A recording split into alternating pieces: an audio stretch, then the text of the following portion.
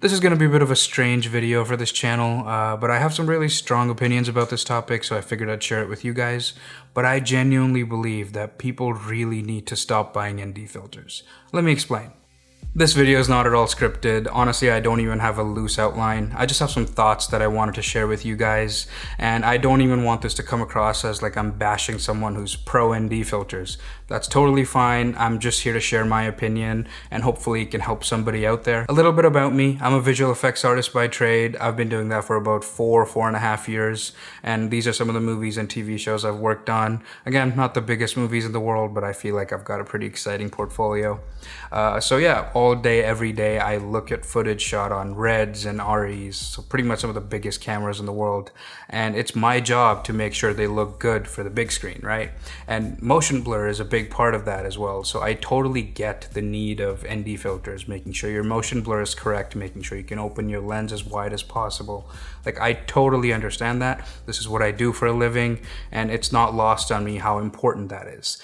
But the only issue I see with that is that that's really just designed for the highest end productions. And I feel like a lot of people here on YouTube kind of lose track of that. And mind you, I'm not talking about the content creators here. I'm talking about the people consuming the content, where all of a sudden they watch a few videos about ND filters and they feel like their work is absolute garbage unless they go out and buy some NDs.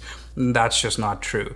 And what that does, unfairly in my opinion, is brings up the rank of ND filters in like the order of which you should buy things. Like, people are out there buying their first camera, first lens, and they go straight into an ND filter. Like, that's just not okay. That's not how things should be. There are so many other important things that you need to get your hands on first. ND filters can be a valuable tool to, whoever needs them. Like, I've got some myself. I've got a 2 to 5 stop and a 6 to 9 stop ND. I got this as part of the Polar Pro base camp that you see over on that tripod.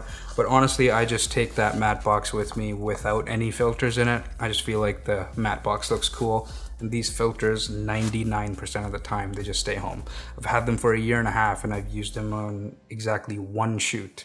Yeah, not even two. It's honestly just one shoot that I've used them on.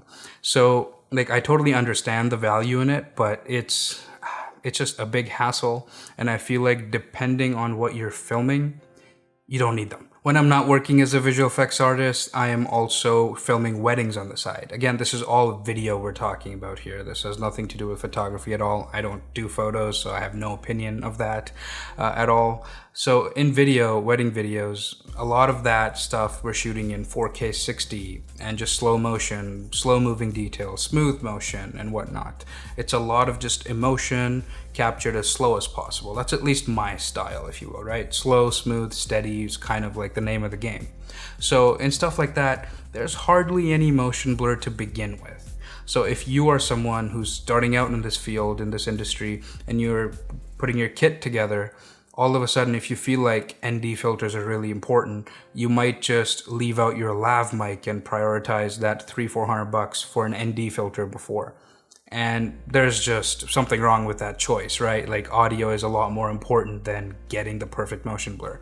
Like, this is stuff that us filmmakers, maybe we can tell, but the general audience can't tell, right? Like, my parents, sometimes they'll watch movies and I'm looking at it like, whoa, that just looked terrible. Like, the visual effects there were just awful. And they're like, well, it looked fine to us.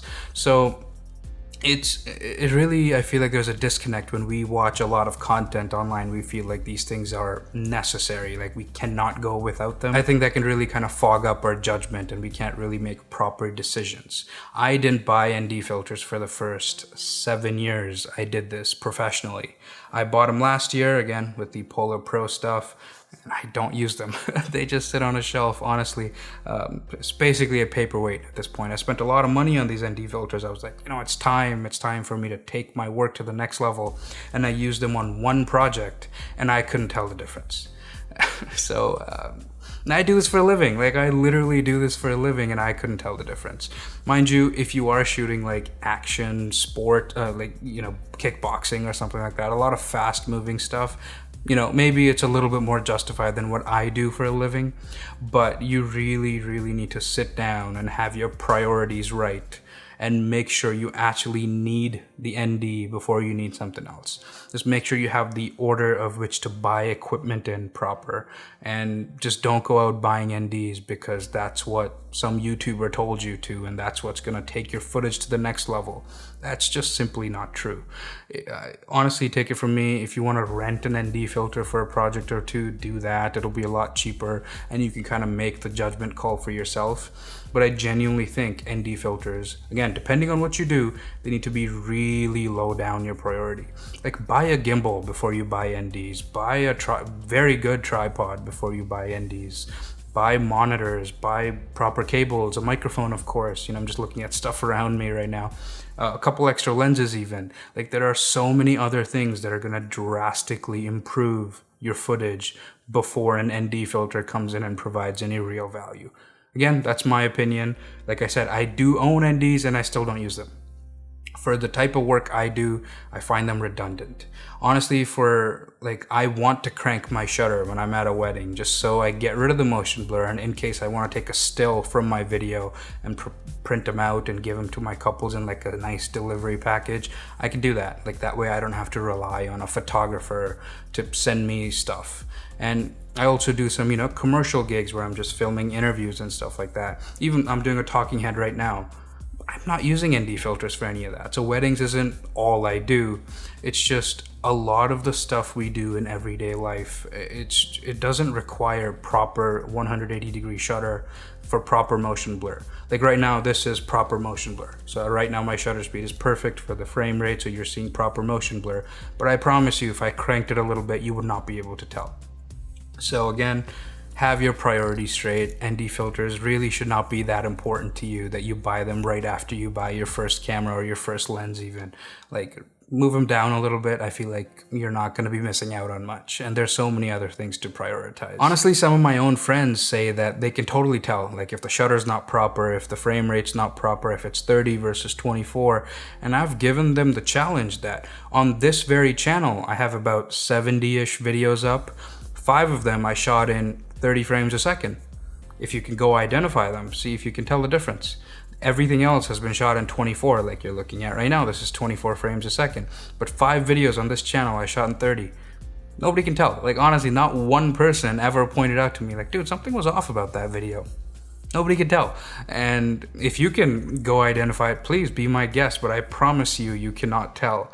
Like, a lot of this stuff, it's a theory at the end of the day, right? People think they can tell, but not everyone can. I just did the 30 frames thing just to try it out, see if I liked it, and I couldn't really tell a difference either. I honestly don't even know if this video has any structure left, or integrity for that matter. You might be already hating on this video, like, hey, no, ND filters are the most important thing in the world. But basically what I want you to take away from this video is a piece of glass is not holding you back from being the best filmmaker you can be. It can wait. Like, honestly, focus on the other things. You can go, in my case, for 7 years of your career without ND filters and build up your kit. There's so many other things to spend money on. Like, this is a very, very, very expensive hobby if you are doing this as a hobby. But if you are really trying to make money out of this, you really have to invest money in so many things so you can get that return on investment. So you can be at a point where you've spent $30,000, $40,000, $50,000 on equipment and you're constantly making that almost every single year. Like, that takes time, and stuff like ND filters, like, this is just not worth that much early on in your career. There'll be a point where you make $5,000 a week, then you can buy an ND filter or two. Like, it's fine, but like, get your priorities straight is basically what I'm getting at. There are other things, there are other important things to buy before ND filters. But anyways, guys, that was everything for me today. If this video brought any value to you, please leave it a like, subscribe for more videos like this, and I'll see you guys next time.